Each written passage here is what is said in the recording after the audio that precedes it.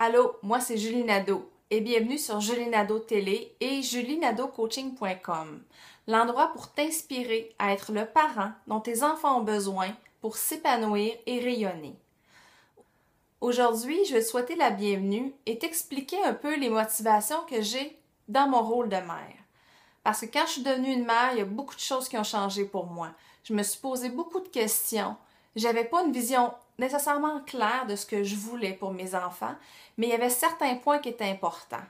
Et le point central était que je voulais que mes enfants aient la liberté d'être et de continuer d'être qui ils sont. Pour y parvenir, il y avait 3 choses que je voyais qui étaient importantes dans mon rôle de mère. Le premier était de ne pas leur transmettre mes peurs. J'étais un peu de type nerveuse avec une certaine méfiance en la vie. J'avais pas confiance nécessairement au futur. J'avais pas confiance nécessairement en moi. Et donc, pour moi, c'est important de ne pas leur faire porter ce fardeau-là qui m'alourdissait concrètement dans mon quotidien. La deuxième chose qui est importante pour moi, c'est que je voulais que mes enfants se sentent aimés inconditionnellement. Et le mot inconditionnel ici est important parce que on sait pas de quoi ça a l'air pour vrai, aimer inconditionnellement. Parce que aimer conditionnellement, ce que j'ai compris avec le temps, c'est aimer quelqu'un, le respecter et l'accepter comme il est. Peu importe ce qu'il fait, peu importe ce qu'il dit, peu importe de quoi il a l'air.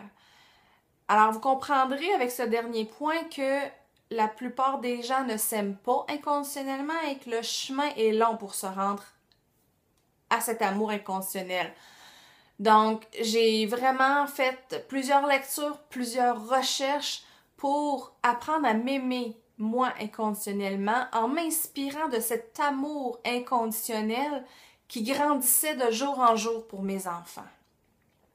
Je pensais que, et je croyais, et maintenant je suis témoin de ça régulièrement, que de s'aimer inconditionnellement nous donne une certaine sécurité intérieure qui est une base formidable pour la vie.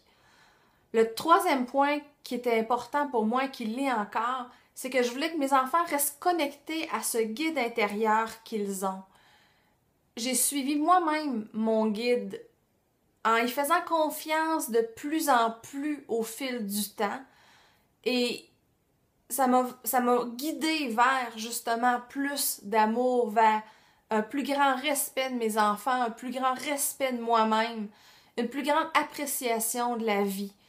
Le guide intérieur ou la petite voix, je dirais que c'est comme un gros bon sens qu'on sent, c'est comme réfléchir mais avec le cœur. Donc, c'est certainement pas les pensées critiques qui nous jugent nous-mêmes tout le temps, qui ressemblent à je suis pas assez belle, je suis pas assez mince, je suis pas capable, je suis pas assez intelligente. Peu importe ce que tu penses de toi-même, à la base, souvent, on croit qu'on n'est pas assez quelque chose.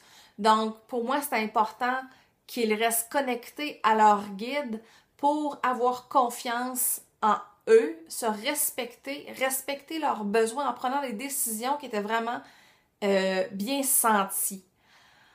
Donc, en résumé, pour faire en sorte que mes enfants soient libres d'être qui ils sont, de rayonner, parce que quand je les regardais tout petits, avec leur bonne humeur, leur joie intense, c'était pétillant de bonheur, ces enfants-là. Je voulais vraiment, et c'était très, très, très important pour moi de les laisser libres d'être eux-mêmes, de continuer de vivre cette joie-là.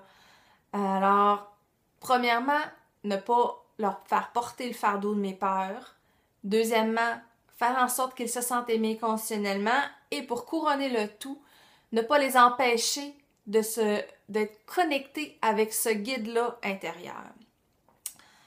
Si ce que je te dis te plaît, t'inspire, tu peux inscrire ton nom, ton prénom et ton courriel pour recevoir mes vidéos régulièrement. D'ici là, je te dis à bientôt!